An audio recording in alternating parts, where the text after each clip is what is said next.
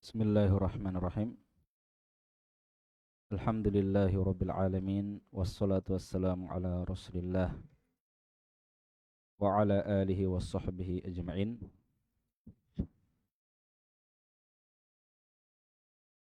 Berkata Syekh Muhammad bin Abdul Wahhab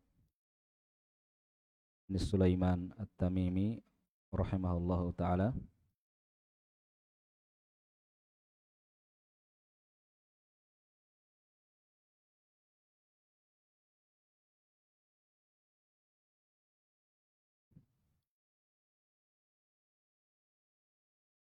wa fi sahihi, dan di dalam as-sahih. Babnya kita bab tentang wajibnya masuk ke dalam Islam, ya. Itu yang dibahas sekarang. Beliau bawakan ayat-ayat, hadis-hadis, kemudian ucapan sahabat. Belum ada ucapannya dari beliau sendiri, ya. Dan itu banyak buku-buku beliau seperti itu, ya. Dia hanya mengatakan bab ini, setelah itu dia bawakan ayat, ya, atau hadis atau ucapan ulama, ya. Karena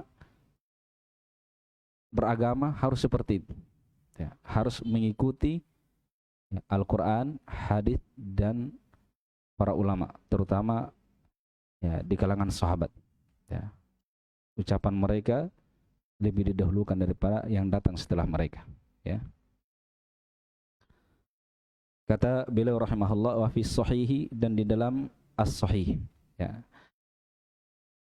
Dalam as-sahih bisa bermakna dalam hadis sahih, ya.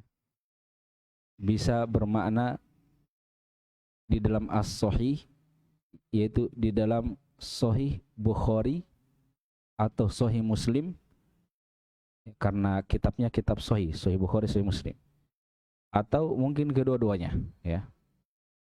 Untuk memastikannya, ya, harus dicek apa yang beliau maksud dengan perkataan beliau di dalam as-sahih, ya. Kalau ternyata kita dapati hadis itu ada dalam Bukhari, berarti fi sahihi, maksudnya fi sahihil Bukhari.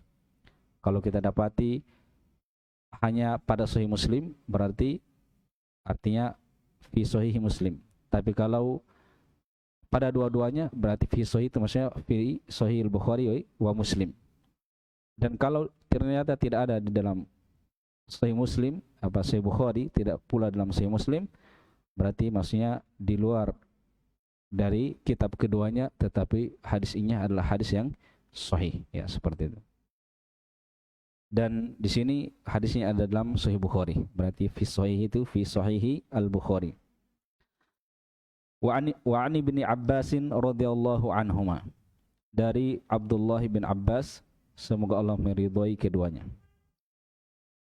Ibn Abbas yaitu Abdullah bin Abbas.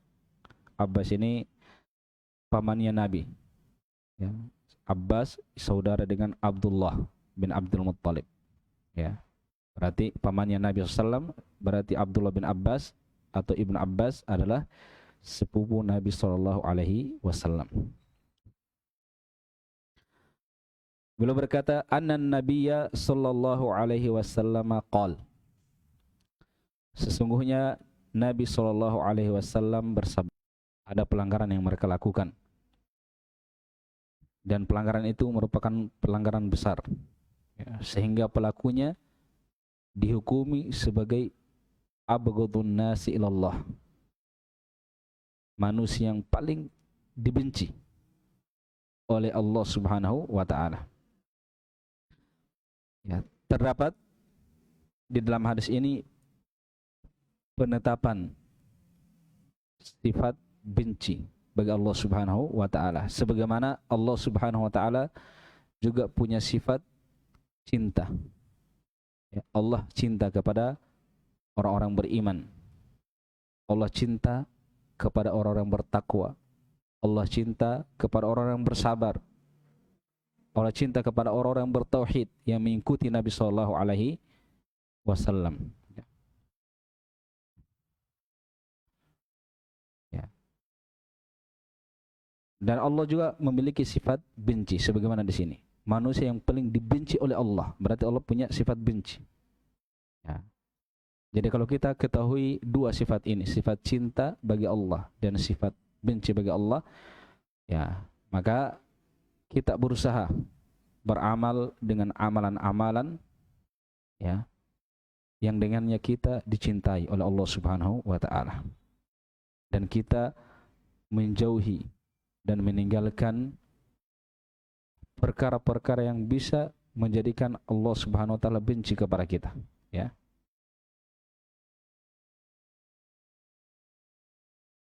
Dan bencinya Allah terhadap hambanya ini sesuatu yang harus kita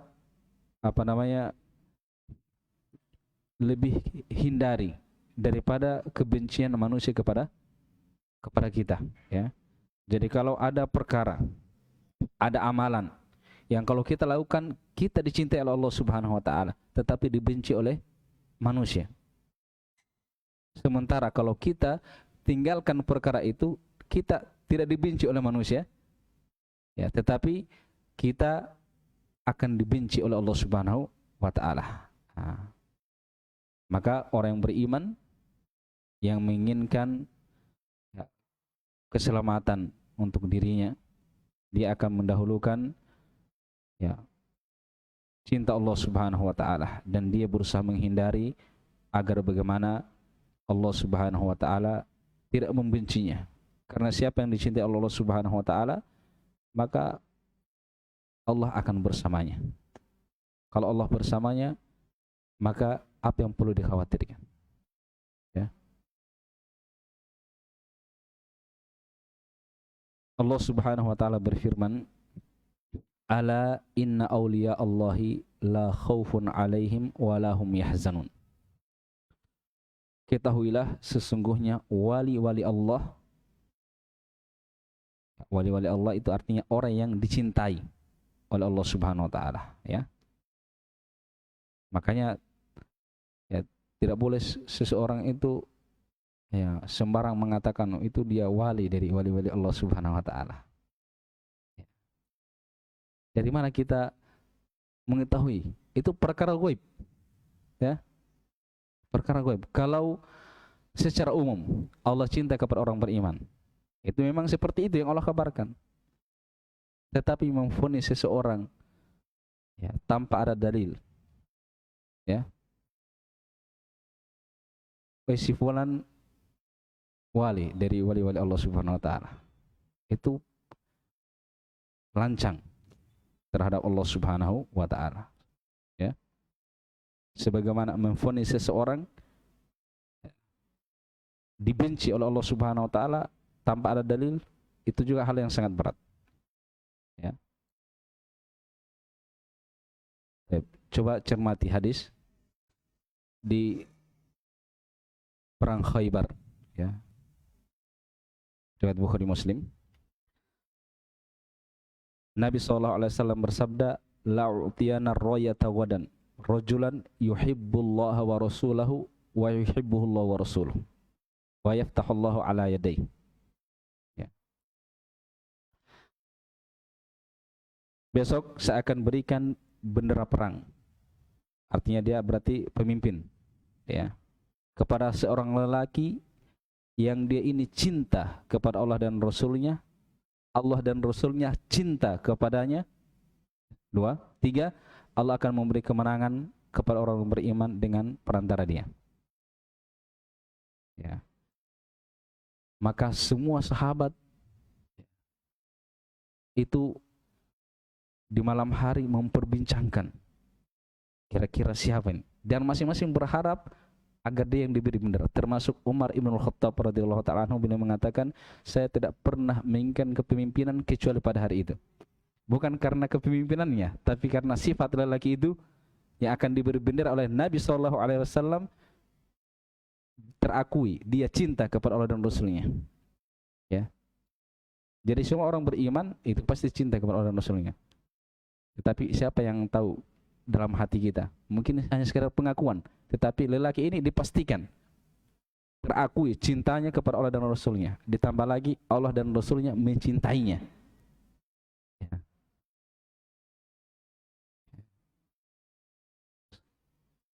Para sahabat berlomba agar dia yang diberi, termasuk Umar Ibn Khattab. Ya. Mereka ingin dapat kepastian sebagai orang yang dicintai oleh Allah Subhanahu wa taala dan Rasulnya. Ya. Di pagi harinya Umar menampakkan diri supaya dia tampakkan diri di hadapan Nabi. Ternyata Nabi mencari orang yang tidak ada di situ, yang sedang sakit, yaitu Ali bin Abi Thalib radhiyallahu taala anhu. Berarti para sahabat itu tidak mengklaim diri mereka pasti dicintai oleh Allah dan Rasulnya. Ya. Kalau seandainya mereka tahu, ya, memastikan dirinya dicintai oleh Allah dan Rasulnya, ya, untuk apa lagi berebut bendera tersebut? Ya. Umar Ibn Khattab radhiyallahu taala anhu itu sering bertanya kepada Hudzaifah ibn al-Yaman. Hudzaifah ibn al-Yaman ini sahabat yang dikenal dengan gelar Shahibus Sir, pemilik rahasia. Kenapa dikatakan seperti itu? Karena rahasia Nabi. Ada rahasia Nabi SAW itu dipegang oleh Hudzaifah, disampaikan kepada Hudzaifah, tidak kepada sahabat yang lain. Termasuk rahasia Nabi terkait dengan siapa orang-orang munafik di zaman itu. Jadi Nabi tahu siapa orang munafik, tetapi Nabi tidak sebut kepada semua sahabat. Tidak diberitahu oleh Nabi, oh itu si fulan semuanya munafik. Ya, karena ada maslahat. Ya. Nabi hanya sampaikan kepada Hudzaifah ibn al-Yaman. Umar ibn Khattab ketika menjadi pemimpin waktu itu kan kalau ada orang meninggal, dia jadi imam untuk sholat. Selain sholat 5 waktu, ya sholat jenazah. Kalau ada di situ. Dia melihat Hudzaifah. Kalau Hudzaifah sholati, berarti dia sholati. Berarti dia bukan orang munafik. Tapi kalau Hudzaifah tidak sholati orang itu, dia tidak pastikan. Umar bin Khattab tidak pastikan kalau itu orang munafik. Tapi dia menahan diri. Jangan sampai orang itu adalah orang munafik. Karena Hudzaifah ibn al-Yaman tidak mensolati orang tersebut. Ya. Umar ibn Khattab, ya, itu sahabat Nabi yang paling utama setelah Abu Bakar, ya. Di antara semua umat Nabi Muhammad dari awal sampai akhir, Umar bin Khattab itu nomor 2 dan telah dijamin masuk surga, memiliki banyak keutamaan, ya. Ternyata beliau selalu mendesak, bertanya kepada Hudzaifah bin Yaman. Pertanyaannya apa? Beliau mengatakan, apakah Rasulullah SAW menyebut saya? Maksudnya di antara nama-nama orang munafik ini, apakah namanya juga disebut? Artinya apa? Dan ini beliau bertanya bukan sekali 2 kali, sering bertanya. Ya. Berarti dia tidak merasa aman, ya, dari kemunafikan.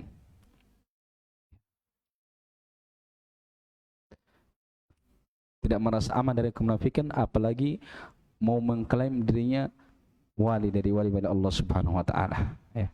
Padahal tidak diragukan, Umar Ibn Khattab itu wali, bahkan di antara pemimpin para wali, ya. Karena wali itu artinya orang yang dicintai oleh Allah Subhanahu wa taala, ya. Sampai Hudzaifah ibn al-Yaman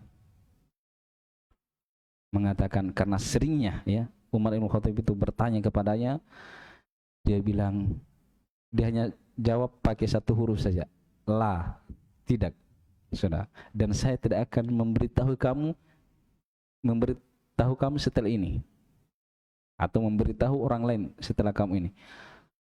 Sebenarnya Hudzaifah bin Yaman tidak membocorkan rahasia Nabi, Siapa dia tidak sebut kepada Umar radhiyallahu taala anhu siapa orang-orang munafik. Dia hanya menafikan Umar ibn Khattab itu bukan termasuk dari orang munafikin. Ya. Jadi Hudzaifah ibn Yaman tidak melanggar juga ya sebenarnya. Tapi disitulah para sahabat dari ketakwaan mereka, bagaimana mereka melaksanakan, menunaikan amanah, apalagi amanah dari Nabi SAW. Ya, beliau diberi amanah sebagai pemegang rahasianya. Ya.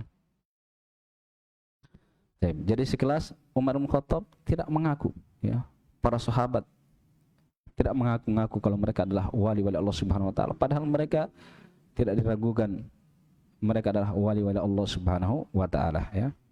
Maka sangat aneh ya dan mengherankan dan lancang terhadap Allah Subhanahu wa taala mengatakan si fulan wali dari wali-wali Allah Subhanahu wa taala, ya. Ya, itu perkara gaib. Ya. Perkara gaib. Ala inna awliya Allah la khaufun alaihim wa lahum yahzanun. Ketahuilah sesungguhnya wali-wali Allah tidak ada kekhawatiran atas mereka, yaitu mereka tidak perlu khawatir, jangan takut. Walahum yahzanun, dan mereka jangan bersedih hati.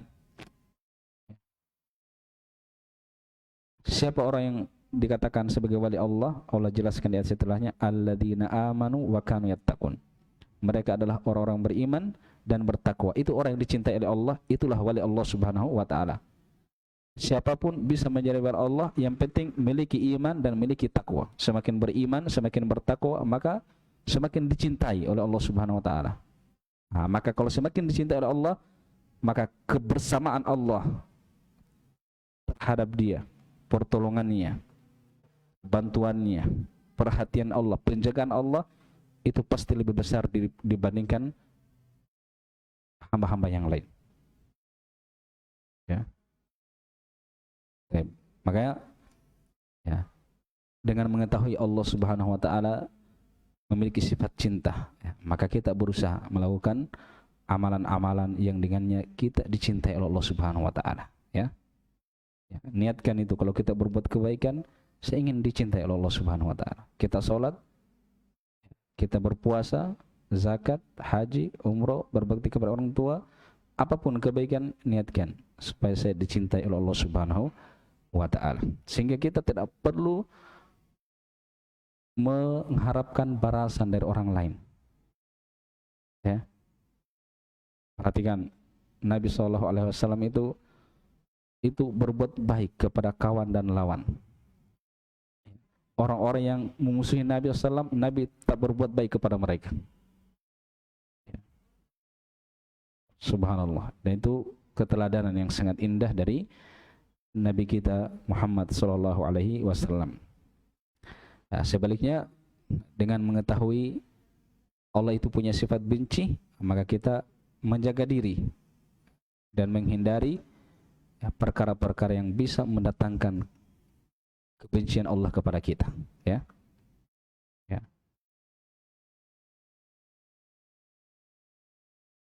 Kata Nabi SAW, abghadun nasi ilallahi thalathatun. Manusia yang paling dibenci oleh Allah Subhanahu wa taala ada 3 golongan.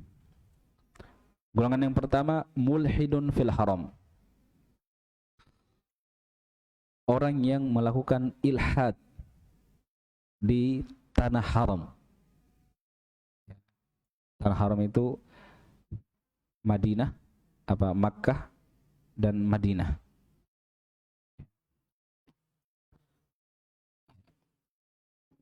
Apa itu ilhad?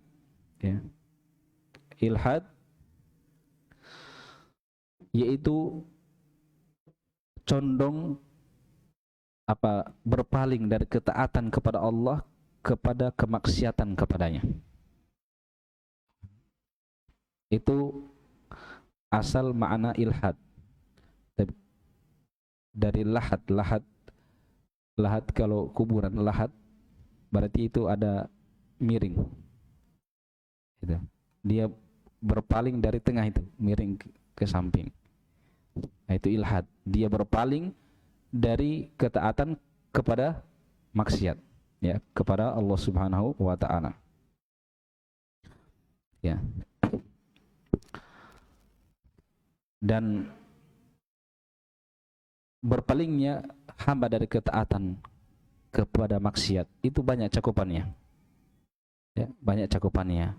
Sehingga para ulama berselisih pendapat tentang apa makna ilhad di dalam hadis ini, ya. Di antara mereka ada yang menafsirkan ilhad dengan kesyirikan, kekafiran, ya.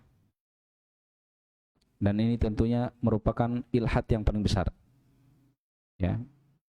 Berpalingnya seseorang dari keimanan, dari tauhid menuju kepada kekafiran dan kesyirikan, itu ilhad yang paling besar.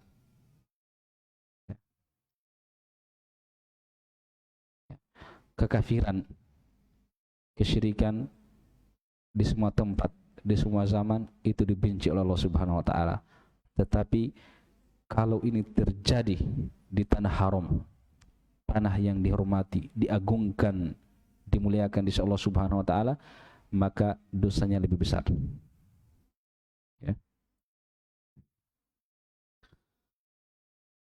Jadi tempat itu ketika dia memiliki keistimewaan, memiliki nilai yang agung di sisi Allah Subhanahu wa taala. Allah bedakan dengan tempat-tempat yang lainnya, sama juga dengan zaman. Maka ketika seseorang berbuat maksiat di tempat atau di zaman ini, maka itu lebih besar dosanya daripada di tempat yang lain dan di zaman yang lain. Di bulan haram ini sekarang Dzulqa'dah, itu bulan haram. Bulan haram itu dalam setahun ada 4. Bulan haram itu bulan yang dihormati. Ya, ada bulan Dzulqa'dah, ada bulan Dzulhijjah, ada Muharram dan ada Rajab. Ya. Dan ini bulan telah diagungkan sebelum Islam, ya.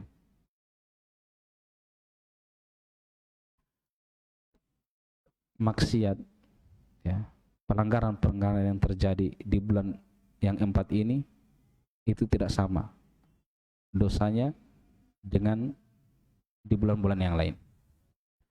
Contohnya di bulan Ramadan, ya.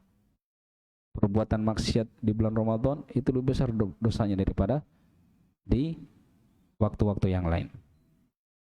Nah, demikian pula orang yang melakukan ilhad, ya, kesyirikan, kekafiran di tanah haram, Makkah atau Madinah, itu lebih besar dosanya dibandingkan, ya, di tempat selain dari keduanya.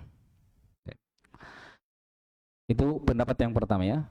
Yang dimaksud dengan ilhad itu adalah kesyirikan, kekafiran. Kemudian di antara para ulama ada yang menafsirkan ilhad di sini dengan pembunuhan, menumpahkan darah. Ya, membunuh itu dilarang kecuali dengan hak, dengan alasan yang dibenarkan di dalam Islam. Di semua tempat, di semua zaman, ya. Ya.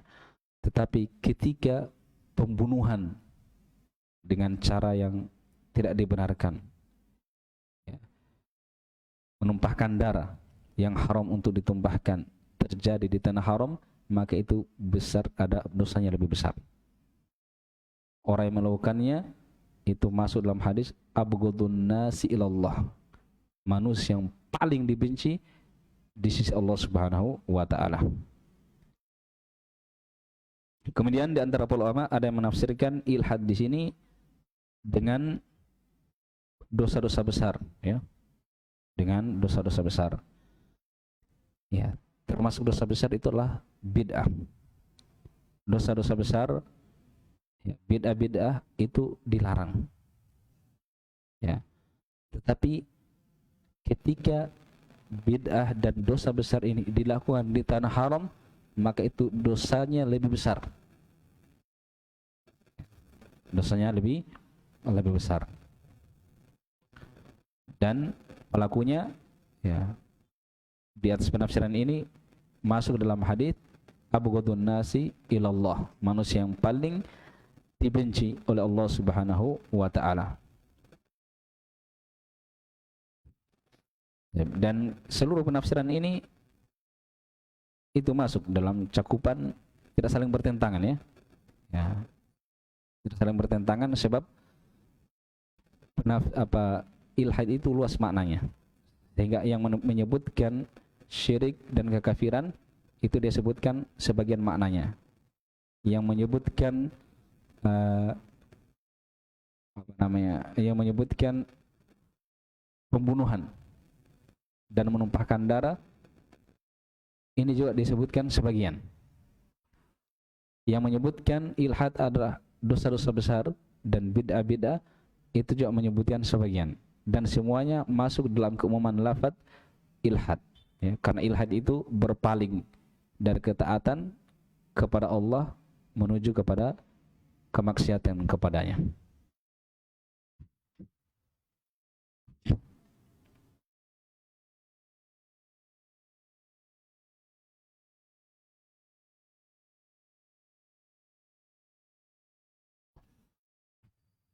Jadi dia bisa mencakup seluruh maksiat yang dilakukan di tanah haram, itu lebih dibenci oleh Allah Subhanahu wa taala. Tapi yang kedua, orang yang dimurkai atau yang paling dibenci oleh Allah Subhanahu wa taala, wa mubtagin fil islami sunnatal jahiliyah. Orang yang mencari-cari di dalam Islam itu sunnah jahiliyah. Apa itu sunnah jahiliyah? Ya, sebentar akan ada penafsiran yang dibawakan oleh penulis. Beliau menukil dari ucapan Syekhul Islam Ibnu Taimiyah rahimahullah ya. Kita lewati dulu makna sunnatul jahiliyah, dan ini sisi pendalilan dalam hadis ini ya. Wajib masuk ke dalam Islam, tidak boleh mencari-cari yang lain yang menyelisihinya, karena itu adalah sunnah jahiliyah. Jadi kalau mencari selain Islam yang menyelisihinya, sunnah jahiliyah, itu pelakunya abghadun nasi ilallah. Jadi dia tidak bisa selamat dari ancaman ini kecuali kalau dia hanya mencukupkan dengan apa? Dengan Islam. Berarti itu menunjukkan apa? Islam itu wajib. Andai kata tidak wajib, berarti boleh mencari selain apa? Islam yang menyelisih Islam itu. Ternyata tidak boleh. Karena orang yang mencarinya itu diancam di abghadun nas ilallah. Manusia yang paling dibenci oleh Allah Subhanahu wa taala. Kemudian orang yang ketiga yang paling dibenci oleh Allah Subhanahu wa taala adalah wa mutallibu dami mri'in bi ghairi haqqin. Ya.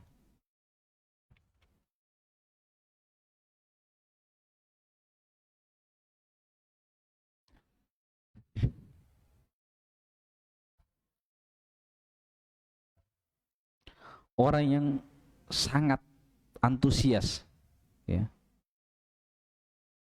mencari-cari darah seseorang tanpa hak, liyuhri qadamahu, untuk dia tumpahkan darah tersebut. Jadi maksudnya ini orang sangat hirs bagaimana si fulan itu misalnya dia bisa terbunuh walaupun tanpa hak. Dicari-cari kesalahannya, dibuat-buatkan masalah sampai supaya dihukumi, oh ini dihukum mati. Ya. Apakah dalam bentuk memfitnah? Ya, dibuatkan bukti-bukti palsu misalnya. Ya, membayar orang ya, agar bagaimana orang itu bisa ditumpahkan darahnya. Ya. Ini orang yang ya, orang yang ketiga yang sangat dibenci oleh Allah Subhanahu wa taala. Rawahul Bukhari, diriwayatkan oleh Imam Al-Bukhari. Qala Ibnu Taimiyah rahimahullahu taala. Berkata Ibnu Taimiyah, namanya Ahmad Ibnu Abdul Halim. Biasanya kita kenalnya kan sering dengar Syekhul Islam Ibnu Taimiyah, ya. Nama beliau Ahmad Ibnu Abdul Halim. Beliau berkata, qauluhu sunnatul jahiliyah, sabda Nabi sunnatul jahiliyah dalam hadis, ya, orang yang mencari sunnah jahiliyah di dalam Islam. Apa itu sunnah jahiliyah? Beliau berkata, yandariju fiha kullu jahiliyatin mutlaqah au muqayyadah. Masuk di dalamnya semua jahiliyah yang mutlak ataupun yang muqayyad. Yang mutlak itu, jahiliyah mutlak itu hanya terjadi di masa jahiliyah sebelum terutusnya Nabi Muhammad SAW. Ya, jahiliyah itu terjadi secara merata, keseluruhan. Itu jahiliyah mutlak. Ya. Kalau jahiliyah muqayyadah, ya, dia tidak merata. Ya, misalnya ada di sebuah negara, mungkin tidak ada Muslim di situ. Ya, berarti di situ negaranya negara apa? Negara jahiliyah. Tapi bukan mutlak, karena khusus di negara itu, karena di tempat yang lain ada orang Muslim. Kalau mutlak itu dia keseluruhan, merata. Ya. Atau misalnya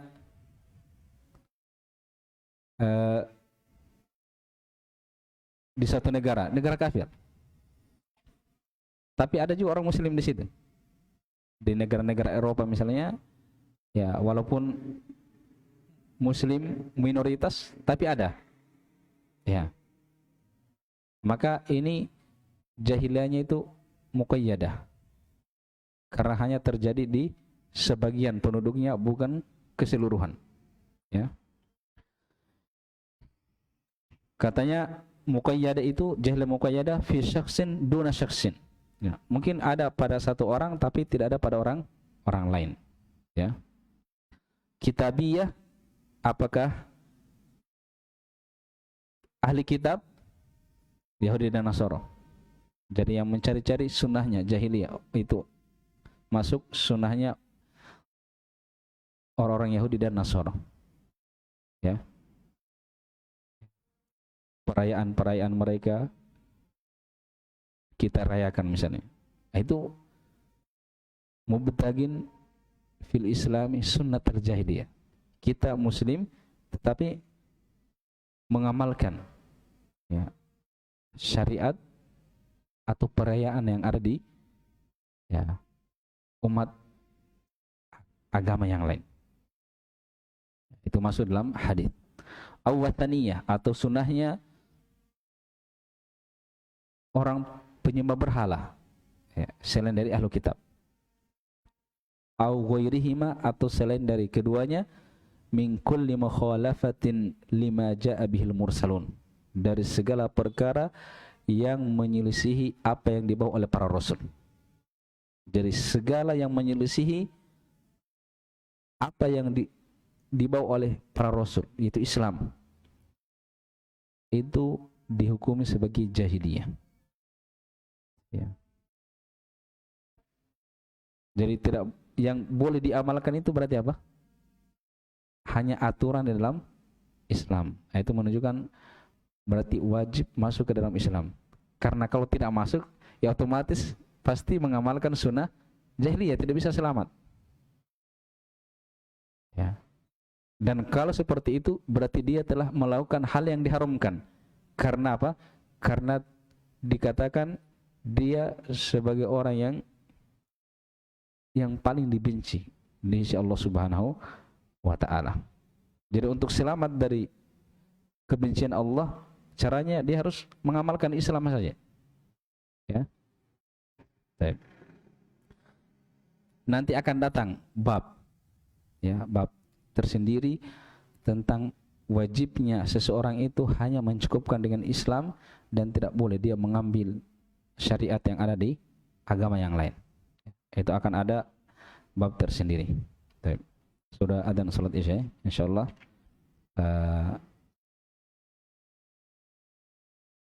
Athar Hudzaifah bin Yaman radhiyallahu taala anhu kita baca di pertemuan berikutnya. Naktahi bihadza wa sallallahu wasallam ala nabiyina Muhammadin wa ala alihi wa sahbihi ajmain.